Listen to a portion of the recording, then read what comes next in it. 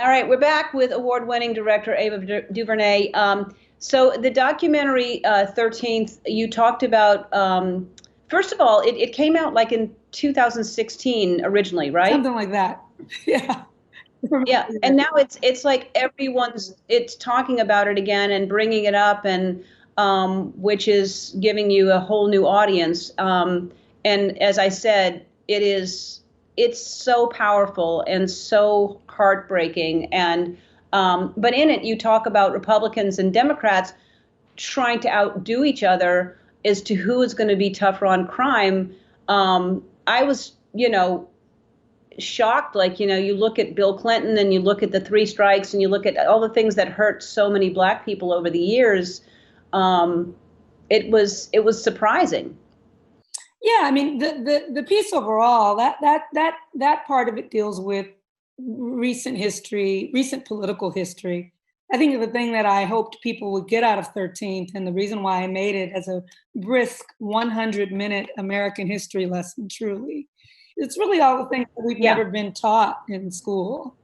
Less about Clinton and policies and Bush and all those guys, and more about that the very foundation of our criminal justice system is flawed, and that it was created to subjugate and oppress. That the foundations of the police departments in this country are born out of slave catchers, right? Law enforcement at that time that were sent out to subjugate Black people. And so that's what I hopefully 13th just shows you, that we're on a continuum. People ask what to do now. Well, the first thing is to know what's already been done, so that we can build on the gains, we can build on the losses, and we can be a little bit more strategic about how we're moving forward. So that's the real point of 13th, to talk about not just, mass incarceration and police brutality, but to talk about the idea of criminalization. You talk about white privilege. Embedded in white privilege is the sense of white people aren't criminals. That's one of the baselines, right? That's what I want people to take from 13th, and I'm so thrilled that folks are discovering it again.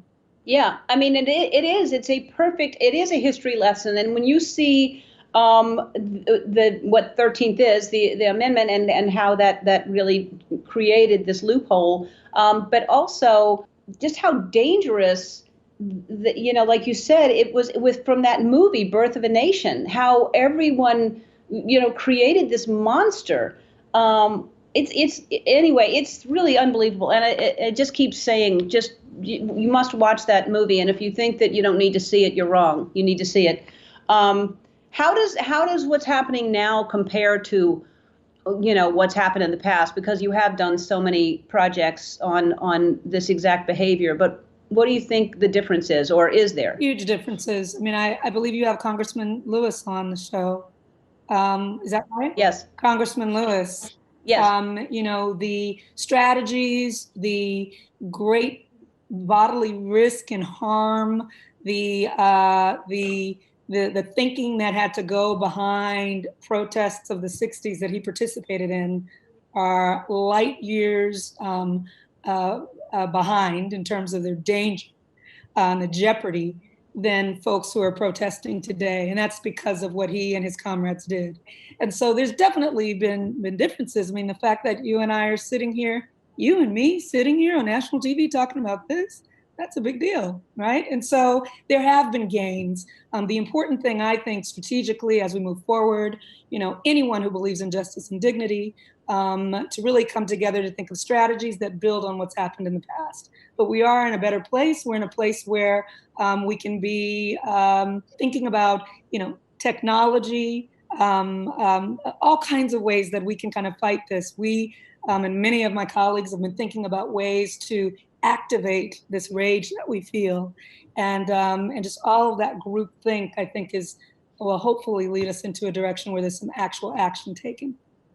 Yeah, there's got to be a plan and some place to put all that rage. I agree. We have to take a break, Ava.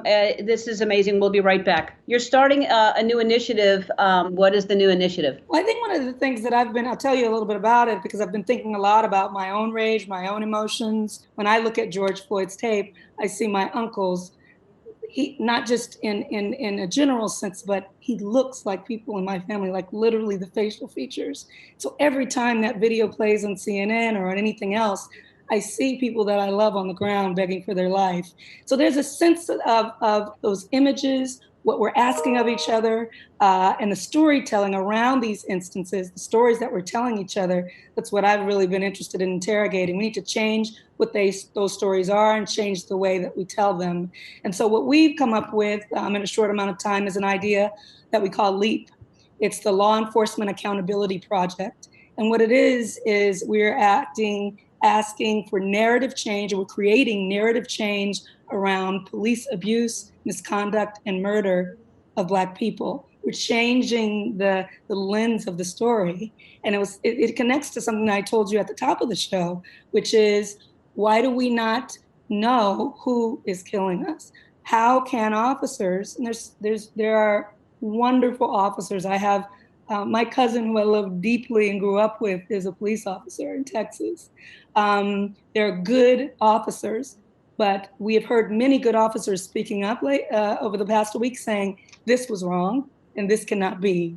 And so what we're trying to do through storytelling, through LEAP, is say, we need to start telling the stories about those who murder and about those who are not being held accountable. So this project looks at narrative storytelling across all genres: film, theater, dance, literature, poetry, sculpture, music, to start to get us to think about the fact that we have this big blind spot. We allow officers who do harm to disappear. They move to other departments in other cities. They continue to get paid while they're under administrative review. They are free to go about their lives, faceless and nameless. And when we talk about police accountability and caring for each other, we need to be able to name those names and know who those people are. So that's a lot of what the project focuses on. That's great. Well, you are an amazing woman. I thank you for everything. I thank you for 13th, which, again, everyone must watch. It's available on Netflix. For more information on Ava's new initiative, go to our website. Ava DuVernay, you are incredible. Thank you so much. Thank you for having me, Ellen. And I'll say, for people who don't have Netflix, we've put it free on YouTube as well. So no excuse not to learn. Thank you. No excuse. Free on YouTube. 13th. Yeah. Thank you so much. Thanks for your time, Ava. Thank you.